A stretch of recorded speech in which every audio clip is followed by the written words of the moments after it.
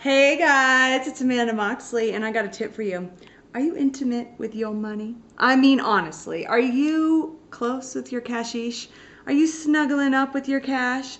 Do you know how much money you actually have in your bank account? Do you know how much money you owe? Do you know your inflows? Do you know your outflows?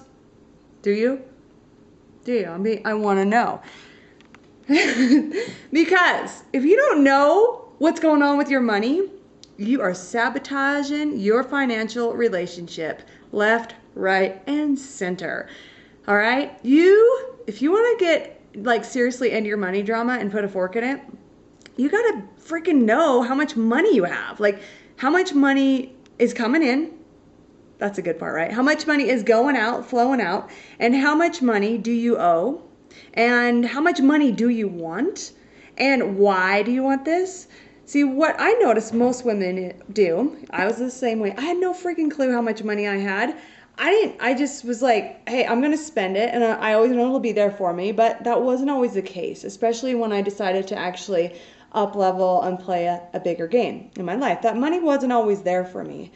And I also had a pretty bad relationship with money. And I bet, let me ask you this. Do you even sometimes want to avoid it? Like, do you put bills in the garbage and avoid them? Like, how much are you avoiding of your money?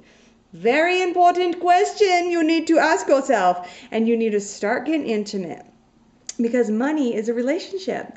Now, when I made this switcheroo a year or so back, and I started thinking about, hey, money is my lover, and I started thinking, I created a sacred date night where I was actually hanging out with my money. And I changed my relationship to whenever I wanted to invest in something or up level, I changed my relationship to this question: would my money lover want this for me? And damn, my money lover wants the goods for me. I'm going to share something really important right now that I went through. So I'm looking at my family and I, this is going to be our second year spending the summer in Hawaii.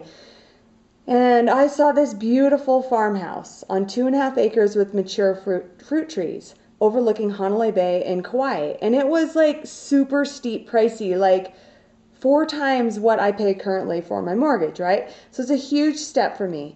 And I was like, no, sorry, I'm not doing that. I'm not doing that. I'm just going to go and get a condo that's a lot cheaper and a lot more comfortable and a lot more in my price range.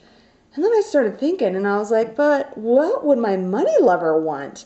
And I started journaling and then I started feeling all tingly inside and my first chakra was opening up and I was like, actually, my money lover really wants to love me upside down and all the way around. So I'm going for that. I'm going for that farmhouse. And I stepped into it. So really start asking yourself, what if money were my lover, what would he really want from me? Now, that's not the case always. Not always do I get that. And I have a feeling, and you need to tune into those feelings.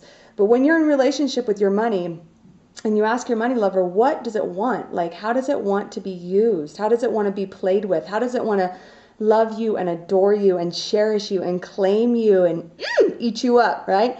So really, really stay tuned and tuned in and turned on and tapped into that relationship with money. Okay? And get intimate with your money. If you really want to change your relationship and you want to get off the feast or famine roller coaster, you actually need to start paying attention to this guy.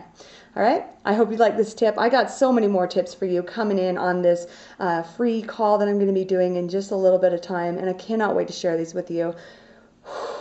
It's changed my life, and many, many other women I've taken through, and it's your turn. So come join me if you know that now is your turn to put a freaking fork in it and to be done with your money drama so you can live the good life. All right?